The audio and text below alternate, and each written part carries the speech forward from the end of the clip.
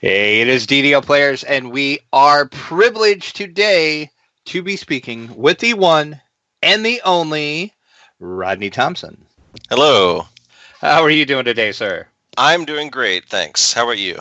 I am pretty good. Thank you so much for taking some time out to talk to us today about, basically we're going to be talking about your past and your future, because you got some exciting things coming up. Yeah, thanks for having me. It's really a great pleasure to be here. We'll start out with, how did you get started in gaming? You know, in gaming in general, it started at a really early age. I had, a younger brother who's about 5 years younger than me, and I lived kind of far away from all of my friends. So my brother kind of became my go-to companion for playing games, which often meant that I would learn a game and then try and teach it to him, and then absolutely crush him at it, and then he would never play that game with me again. So Nice. the first 10 years or so of our relationship was founded upon me taking advantage of my older age and, not fully teaching him all the strategies behind the games before I decided to play with him. But, over the course of the years, I was really big into video games when I was a kid. And then when I hit about 12 years old, I started playing D&D with some folks that I went to junior high with. And that, stuck with me all the way through high school. And then when I was about to go off to college, this was 1997, 98, that time period, in like the summer of 1998, the University of Tennessee gave me my email account and everything well in advance. And so what I did was I took all of my notes for my West End Games Star Wars campaign that I'd been running for a couple of years, and I uploaded those to like the university server, right? And I was like, okay, this will be how I'll have my notes with me when I'm in college without having to take all of my notebooks and everything like that. And so I formatted it like a website, and people started finding the website. There wasn't this was 98, and there wasn't a ton of stuff out there at the time. So people started finding the website and sending me emails like, hey, this is great. Do you have any more stuff? And so what I did was, about a year into college, I revamped that site into something that was a little, nicer to look at as opposed to just junky HTML, and started putting out like regular content updates, and people started showing up and commenting on the content I was putting out. And I did that for a couple of years. I partnered up with another guy who was doing the same thing, who had way more web skills than I did, and we launched a really big Star Wars RPG fan site that for a long time was really the biggest fan site for the Star Wars role-playing game. And this was kind of at the dawn of the D20 Star Wars era as well. And so I sort of made it my mission to be like the go-to news site for Star Wars role-playing game news, because the D20 game was just coming out and there was a ton of news surrounding it. The prequels had just come out, right? And over the course of a couple of years, I made some contacts at Wizards of the Coast, and finally, like around my junior year of college, I got an email from Chris Perkins, who obviously now everybody knows who Chris Perkins is because he's the face of D&D in a lot of ways, right? But I got an email from Chris, who was editing the Star Wars line at the time, and he was like, hey, we see that you're putting out regular content updates. Would you like to take a crack at working on a supplement for the role-playing game? And I was like, hell yeah, I would. Sure! Like I'm going to say no to that. Yeah, exactly. It was also amazing timing, too, because I was kind of looking at the next semester going, how am I going to pay for my tuition? And so that hit at exactly the right moment. So I wrote that book. It was the Hero's Guide for the revised Star Wars role-playing game. Very first thing I'd ever worked on professionally. And that kicked off a freelance career that lasted for about 6 years. And I freelanced for Wizards and Green Ronin and Paizo and a bunch of different companies. Mostly doing D&D compatible OGL stuff, but also some Star Wars for Wizards and, random other games here and there, Mutants and Masterminds, stuff like that. And then in 2007, Wizards in 2006, I had worked with Chris Perkins and Owen Stevens on the core rulebook for the Star Wars role-playing game Saga Edition. And I had done that as a freelancer, and so we were kind of working remotely, and we finished the core rulebook, and they were going to relaunch the product line, and so they hired me to run that product line at Wizards. And so I moved from Tennessee out to Seattle, and I've been out here for almost a decade now.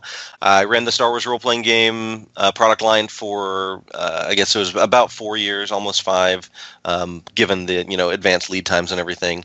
And then when Wizards let that contract lapse, I switched over to Dungeons and Dragons, and I worked on D&D, 4th edition supplements. The core books had been developed while I was working on Star Wars, but then I started working on supplements, and then I was really lucky that I got to stay there and keep working. And when it came time to work on 5th edition D&D, I was part of that core design team. I was there from the very beginning and helped design it and worked all the way up through the core rule books. During that time, I also got to work on board games. I worked on Lords of Waterdeep. I was the co-designer of that. Yep. With Peter Lee.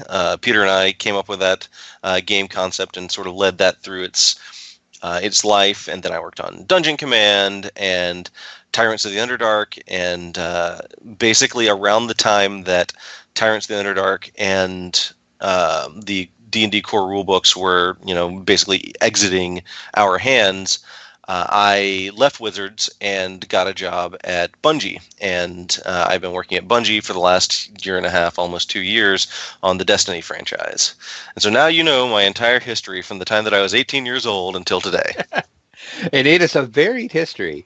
And you did bring up Lords of Waterdeep, and I think that's probably one of your most well-known properties. Well, I mean, you're well-known for Dungeons and Dragons, too. Yeah. But... Yeah, I would say Lords of Waterdeep is probably the thing that I have had the biggest hand in creating that has also achieved the most notoriety. Although, D&D 5th edition, because it was such an ensemble effort, right? Like I was working with tons and tons of different people. Like my hand in that wasn't quite as overwhelming as it was in Waterdeep, right? So we had a huge team working on D&D 5th edition, and I worked on it from the beginning. And obviously 5th edition has been a huge success. And that's all obviously a huge feather in my cap. But Lords of Waterdeep is probably the thing that you can say is my most famous baby. Let's put it that way. Hey, there you go. And how did you come about the whole idea for Lords of Waterdeep? It was something that sort of I don't want to say it sprang fully formed from the mind of Zeus, but it really hit the ground running. Peter Lee, who was my sort of partner in crime on board games at Wizards, and one of my closest friends, Peter and I had been talking about board games for a while, and he'd been working on the Adventure System series, so Castle Ravenloft and Wrath of Charlon at the time. I think he was already working on Legends of Drizzt, and we were talking about it, and he was like, "Yeah, I've got this idea for a music game where you put a band together." And I was like, "Yeah, I really want to do a worker placement game because I've been playing a lot of Uwe Rosenberg games." And so, we talked about that, and then I took a train from Seattle to Chicago for Gen Con one year, and it was the year that the Dark Sun 4th edition books were coming out. I'd been the lead developer on the Dark Sun books, and Peter and I had been talking about this, and so I'm on this train for 2 days because I hate flying, and so me and 3 other guys took the train and played board games the whole way. It was awesome. Oh, that's sweet. And we actually did that for 4 years. We called it the Game Train, and it was amazing. But one year on the Game Train, I was kind of sitting in our train car, and I just started typing out notes for a Dark Sun-themed worker placement game. And then I took some of Peter's ideas, and when I got back to the office, I showed it to him. I was like, "Hey, I took all that stuff we were talking about, and I think I've got a design document for a game." And he looked over it, and he was like, "Okay, this is cool. Let's make it Forgotten Realms and set it in Waterdeep instead." And I was like, "Oh yeah, that actually makes a ton of sense."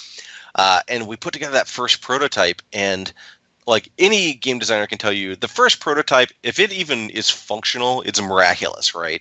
But we play this first prototype for Lords of Waterdeep, and we play through a full game, which is great. It's totally functional. Play through a full game, and then there's this long silence between the two of us, and I'm sitting here thinking, "Oh my God, he hates this.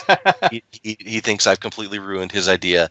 And he looks up at me, and Peter goes, all right, that was kind of awesome. And I was like, oh, thank goodness, because I had also thought it was kind of awesome. And so Right. Lords of Waterdeep led an absolutely charmed life in that from the very first play, there was something there. There was a real fun game there. And so from that point on, it wasn't even about like, how do we make this game work? It was, how do we take this game from fun to awesome? And I think, the success that the game has had is a testament to the fact that, from the very first prototype, it was already fun. And when you can go from fun to awesome fun, that's the timeline you want for a game. Yeah, exactly. Because not all games do that. Were you surprised at the success and the response that it got? Yes and no. Yes, because the D&D board games, like there's just a segment of the hardcore, I don't say hardcore, there's a segment of the highly invested board game audience that looks at a D&D game and is just like, that theme isn't for me or whatever, right? Especially like European board gamers tend to be, we like less conflict in our games, and that's fine. So I was a little surprised that the theme was not a stumbling block for a lot of people. I wasn't too surprised that it gained popularity among people that actually played it, because from the very beginning we had very clear design goals. We wanted it to be a game, for example, that you could play in an hour. Like that was big for us because I love those Uwe Rosenberg worker placement games like Agricola, but they're 3 to 4 hour experiences once you take into account setup and breakdown time, right? And I wanted a game that was going to hit the table a lot, and Peter really pushed for making it a lean, sleek experience that was approachable and yet gained complication as the game went on. Like the very first 2 or 3 rounds of Lords of Waterdeep are super, super simple, but by the time you reach the end, there's a lot going on in the game. And I thought we'd kind of hit on a really good formula there, because there wasn't a good worker placement game at the time that fit into that hour time slot. There have been some that have come out since then that have done a really great job of doing that, but Lords of Waterdeep was the first game to take the kind of tactical worker placement experience and push it into that hour time slot. And so that just meant it was going to hit the table more, and you can get more plays in over the course of a game night. And I think that's kind of a magic formula when it comes to board games, is that the more it gets played, the more you like it in a lot of ways. I know that sounds really like, no duh, really? Of course. Right, you're right. But if I can get 3 plays in the time it takes us to play 1, even if I like both games equally well, I'm going to build up more of a connection to that game that I've played 3 times. And then, so did you kind of build off of Lords of Waterdeep and then to transition into Tyrants in the Underdark, or did you look at Tyrants totally different than you did versus Waterdeep? Yeah, Tyrants actually started out from a different place. We obviously learned a huge number of lessons working on Lords of Waterdeep and then on Dungeon Command. But with Tyrants, it started out, I said, I want to make a strategic game. Like, I want to make a game where you're not thinking quite as tactically as you do in Waterdeep, because Waterdeep has some strategy, but it's mostly a tactical game. I wanted a game that was more strategic. And then Pete had been wanting to do a deck building game, but a game where deck building is a mechanic, not the end goal, right? Like it's the engine that you build, but it's not how you drive down the road, if that makes sense, right? And so we had these kind of 2 ideas. Again, it was kind of like Waterdeep, where we had 2 different goals and we mushed them together. And Tyrants actually started out very, I don't want to say very clumsy, but like the first, like we probably noodled on Tyrants for a good 3 months before we even hit on the first really good, fun working prototype. But then once we did, it was like a light bulb went off and the game accelerated rapidly. And we brought in another guy who'd been working on Duel Masters, guy by the name of Andrew Veen. And Veen ended up being sort of the third puzzle piece that we needed for this game, because while like Peter and I bring certain talents to the table, with a strategic game, Veen had a lot of insights. Andrew Veen, and we call him Veen. Veen had a lot of insights into the strategic side of things and to the sort of optimization side of things. And so our team, we all 3 combined to produce what I think is a game that hits those goals that we wanted to, and then also hits some goals like it's playable in about an hour. Again, we decided like, yep, we're going to do a strategy game in an hour. Can that be done? I don't know. Let's find out. And we ended up pulling it off, I think. I think you nailed it, yeah. I'm super proud of Tyrants in the Underdark, and I think the only sort of reason it hasn't achieved the kind of notice that other games have is just a matter of the fact that Lords of Waterdeep kind of spread like wildfire through a grassroots effort. And I think that over time, people are going to play Tyrants and see it, and it will have more of a slow burn upward. But I'm super proud of it. I think the team did a great job with the game design, and I'm, like I said, I feel like we hit those goals that we set out to hit. So one more question about your past, we'll say, and then we'll Sure. get on to the new stuff. Yeah. Do you have done role-playing games and you've done board games? Yeah. Which do you like doing better? They're really different experiences, right? Like with a role-playing game, I know that I'm trusting the human element to carry a lot of the weight of the fun of the game, right? Like there's the human creativity that you can kind of lean on, and that's great because it makes your goal like, okay, I'm going to give you the best tools I can give you to create amazing experiences that you bring a part of yourself to, right? So that's awesome. With a board game, you have a much more finite experience, and that is, it's refreshing in some ways because it's like, I really only need to worry about this engine. I know that there's not going to be, unless we create an expansion, there's not going to be infinity content created for this game, right? Like Right. It's got to work in the context of itself, and that's it. And that's really nice because it's working in like a closed box environment. So there's ups and downs to both of them. I mean, I'm working with Lone Shark right now on the Thornwatch board game, and that's a board game. I'm working on my own role-playing game, and I like doing both because they sort of scratch different itches, right? And like I like working on video games now because it scratches a whole different itch. Like Right. I'm definitely like the game design polyglot, right? I like doing all kinds of different things, and it really just depends on what sort of mood I'm in at the time. But yeah, like they're totally different experiences in some ways. Some things translate across, board games, role-playing games, video games. But in general, I like to do lots of different things because it also keeps me from burning out on one or the other, right? Like if I did just role-playing games or just board games, I think I would fry myself out, and then I'd be like, I'm never designing this thing again. I'm done. Yeah. So it kind of scratches the itch, and then you can jump back into role playing when you want, jump back into tabletop when you want, but you still get the experience of getting these great games for all of us to play. Yeah, I mean that's the goal, right? Like the end goal is to make things that cause other people to have fun. That's sort of my mission in life, is to help other people have fun in a cool social environment. And that's why tabletop games and board games and even Destiny, working on Destiny, is a very social game, right? Like I really feel like that is a thing that I can do that makes other people's lives at least a little bit better for a short amount of time, for an hour at a time or 4 hours at a time or whatever, right? So Right.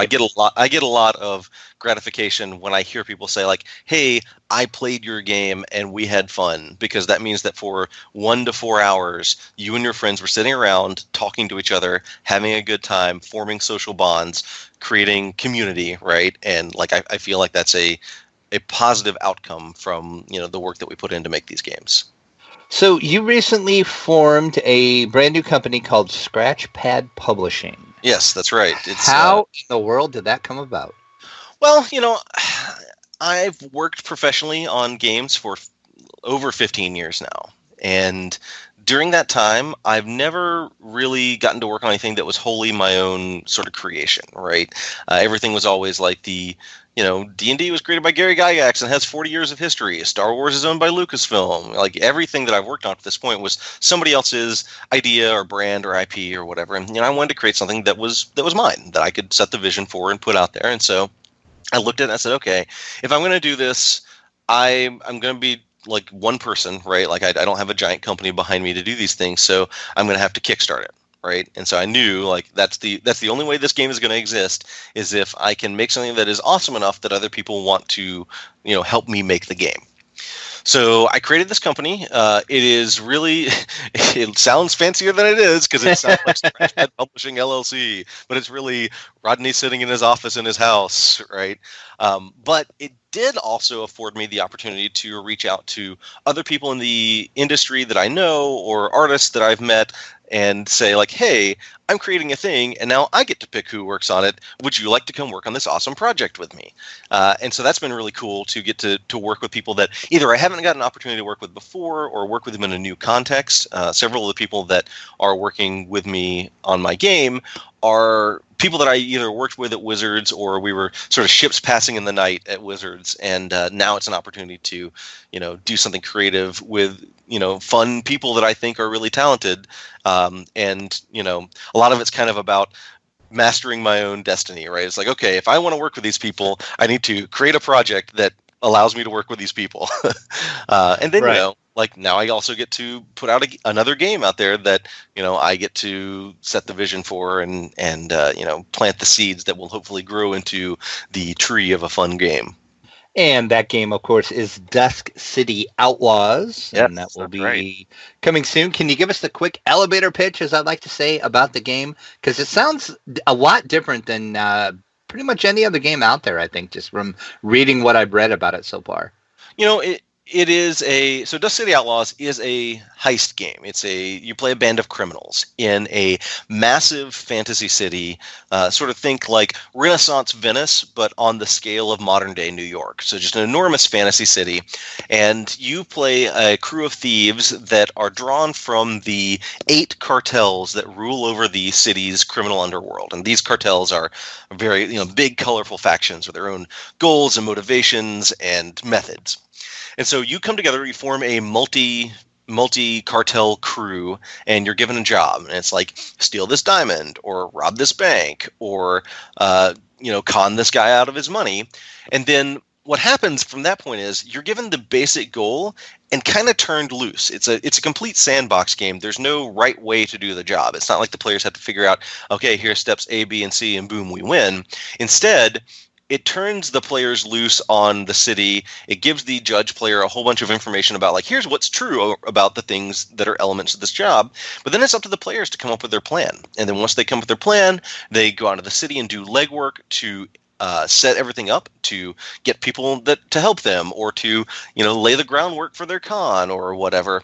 And then eventually they have to pull off the con or pull off the heist. It's a game heavily inspired by TV shows like Leverage, or movies like Ocean's 11 or The Sting, or books like The Lies of Locke Lamora, the Gentleman Bastard series by Scott Lynch. These were all sort of big inspirations for the core impetus of the game, right?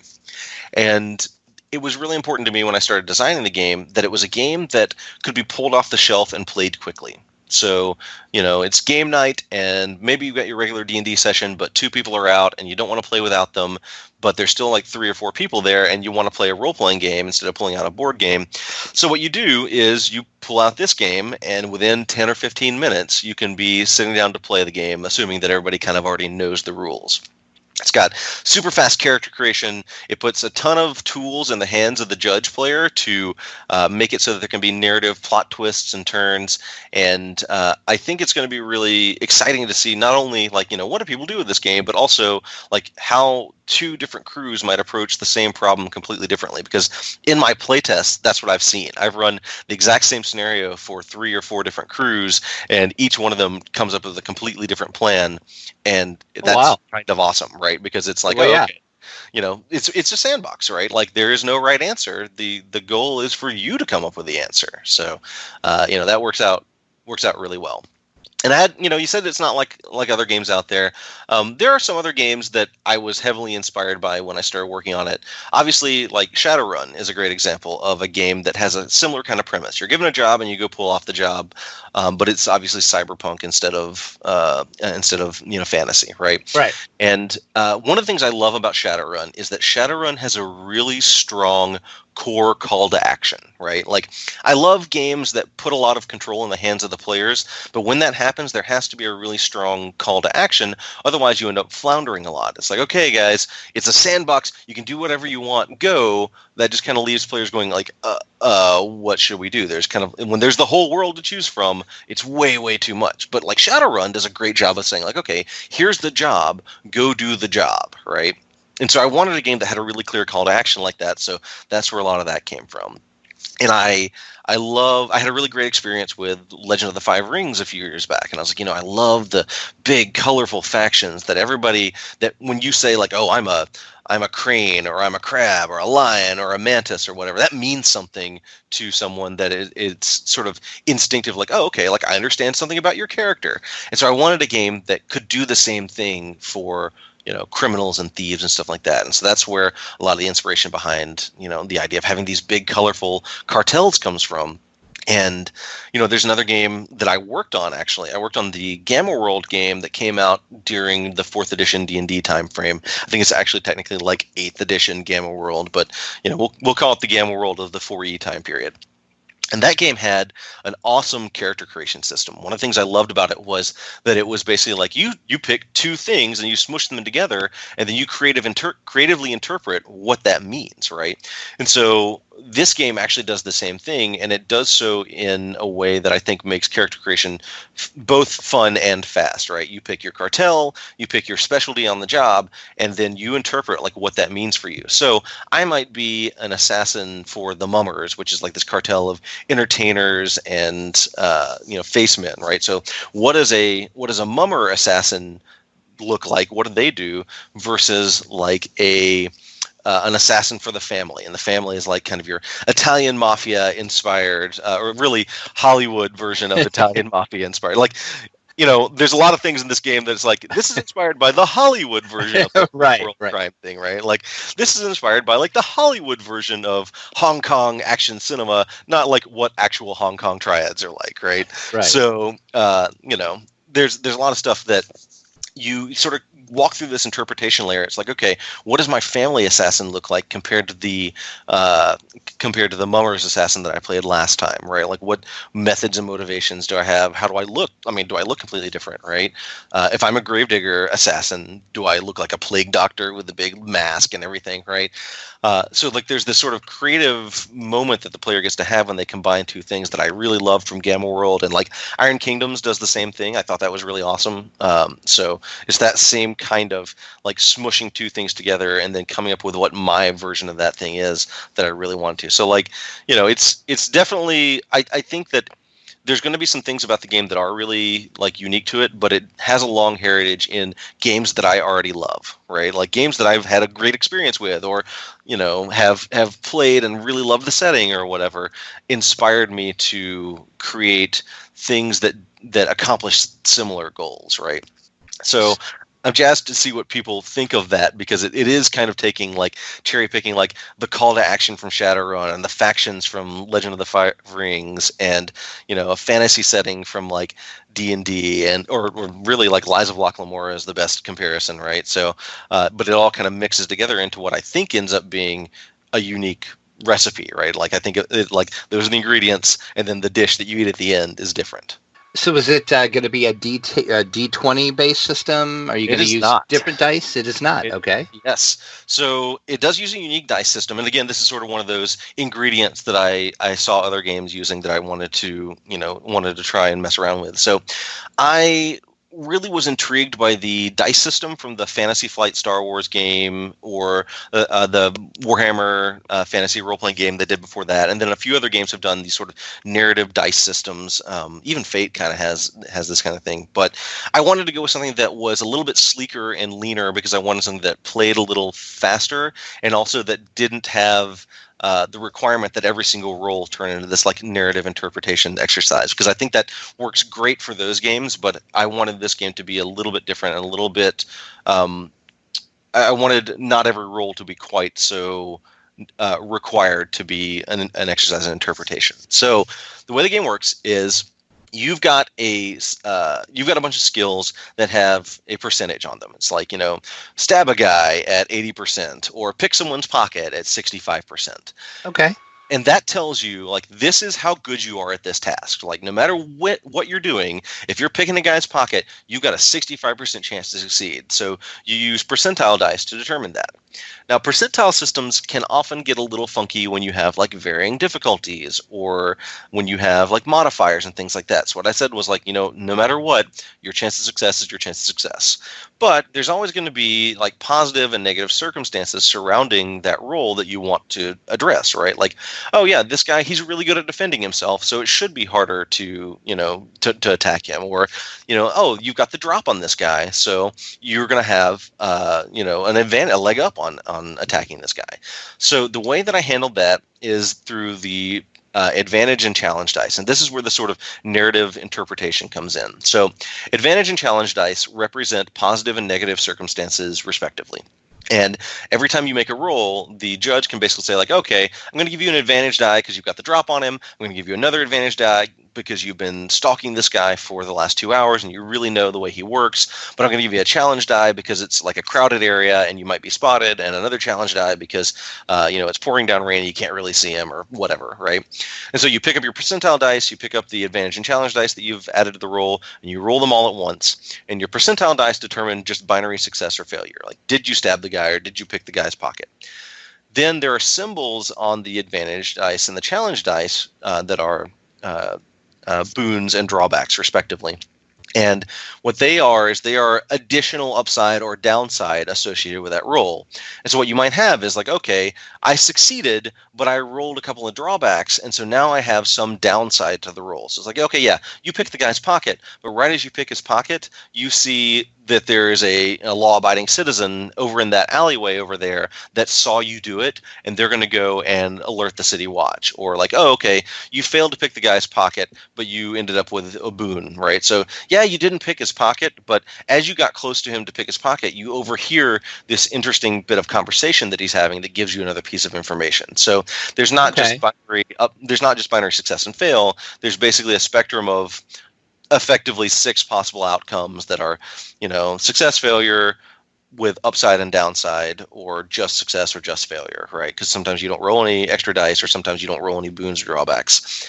And it gives a lot of flexibility to the sort of interpretation of what's going on in the scene. It also carries a lot of the weight that I think would normally be put on the adventure itself to create interesting twists and turns, because what it means is that every time you roll these dice, you, the players, and the judge kind of interpret how the dice fell out, and that provides a lot of the texture to what's going on in the scene, and then it's all based on the context of what you're doing. It's not like a predetermined thing. So I think that's really a really exciting thing about it, is that it simultaneously creates these unexpected moments of drama and also reduces the need to put a lot of that expected drama into the scenario itself. So how easy is it going to be for players to create their own jobs? Are you looking at maybe you'll just have predetermined jobs in like the main book and then sell other books for other jobs? Or are you hoping the players are going to take it and run with it and create their own?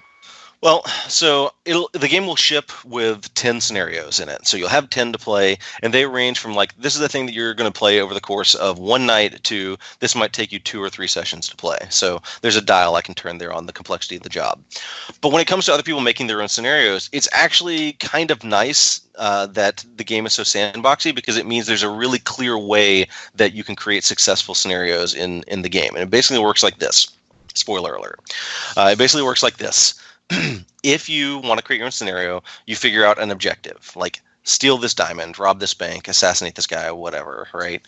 And then what you ask yourself is like, okay, what are the things that make that difficult? What are the security measures around that thing? Who is an impediment and an obstacle? And then all you do is you create those obstacles and impediments and characters that can foil your plans. So a lot of it is just like, what would be an interesting character? Like, oh, this guy has a bodyguard, or this office has an alchemical security system that if somebody breaks into the vault, it sprays this mist into the air that knocks people out, or whatever, right? And so you come up with a bunch of these different things. And then you ask the question, like, okay, what's the exploitable weakness in each of those things, right? So like, yeah, this alchemical mist can knock you out, but if you introduce this other alchemical reagent into it, it nullifies it. Or if you introduce this other alchemical reagent into it, what it actually does is anyone that's been inoculated against it can operate normally, but it knocks everybody else out. So then you flip that around and you use it to knock out the guards instead of getting knocked out yourself, right? Or like, oh, this head of security has a huge gambling problem, so we're going to go to a loan shark that he's got debts to and get him to call in his chips and basically get this guy run out of town so that he's not an obstacle anymore, right? And so that's all there is to scenario creation, is like goal, obstacles, exploitable weaknesses, and that's it. Like, that's all you have to do. If you want, you can come up with like some interesting plot twists that the judge can introduce as the adventure plays out, but they're absolutely not necessary. And I found that when I'm running a game, I probably only maybe a third to half of the time use one of the plot twists that I built into the scenario. More often than not, I'm actually introducing plot twists based on what the players do, what their plan is, and stuff like that. So my goal is ship with the 10, provide the guidelines for creating the adventures. Maybe it'll be for free on the website, but it might also be something I package in. I mean, a lot of what the final component quality and size for the game is going to be is dependent on how well the Kickstarter does, because if the Kickstarter blows up and is really successful, maybe I add just 4 pages to the rulebook that is like, here's the scenario creation guidelines. Or maybe I just put that online, right? I don't know. I would expect that very soon after people start playing the game, they'll start creating up their own scenarios. And one of the things I'm going to do during the Kickstarter is, as an additional like add-on, you'll be able to get access to my InDesign templates and images and stuff like that. So if you want to create scenarios and then put them out on the web for other people to play, you can do it and make them look like the stuff that's going to come in the book, right? That's awesome. Yeah, that's the plan. It's going to be something that you'll be able to get through the Kickstarter.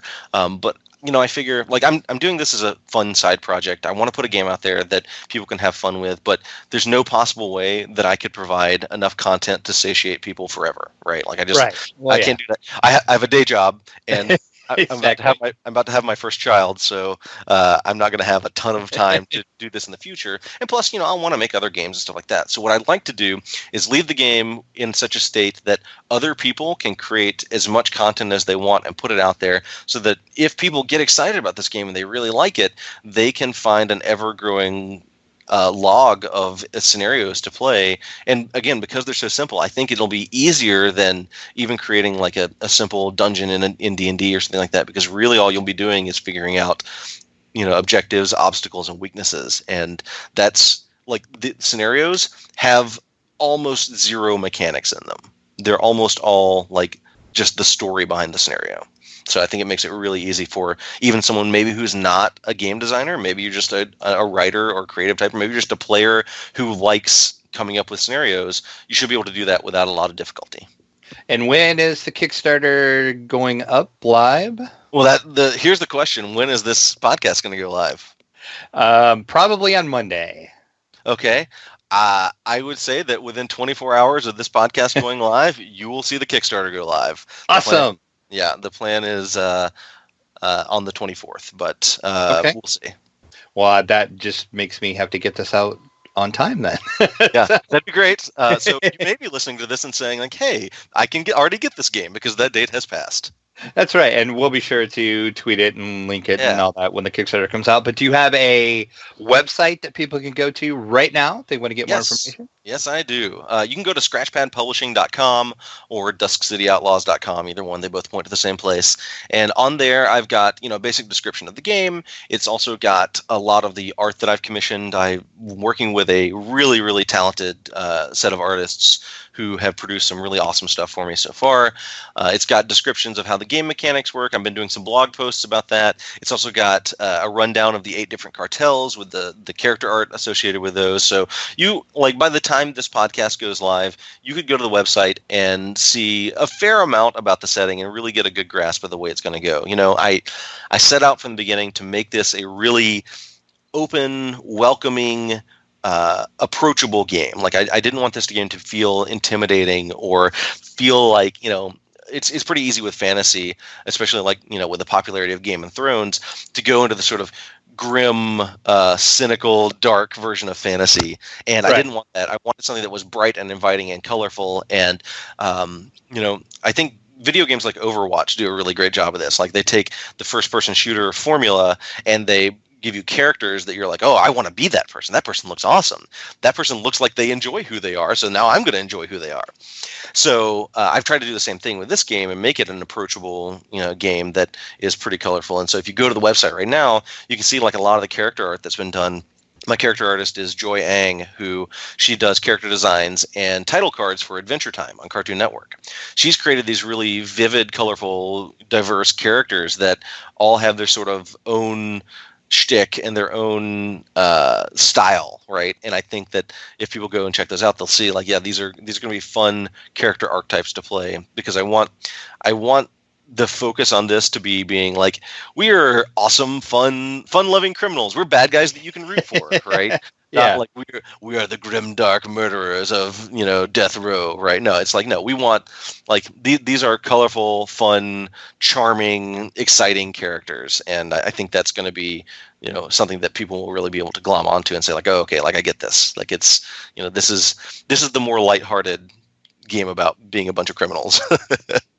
Well, it sounds amazing. We can't wait to check you. it out. Can't wait to watch the Kickstarter, and I can't wait to see what people do with it. Right? Watch like it blow up, as I'm sure it will. Yeah, I hope so. Well, knock on wood. Like, that's the thing, is this game cannot exist without help from other people, right? So I'm really hoping people like it.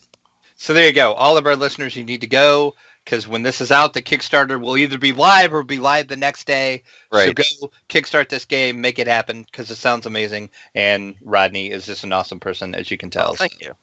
So we thank you for taking some time out of your day. My pleasure. Look forward to the game and the Kickstarter, and we'll be sure to keep reporting on it. Awesome. Thank you so much for having me.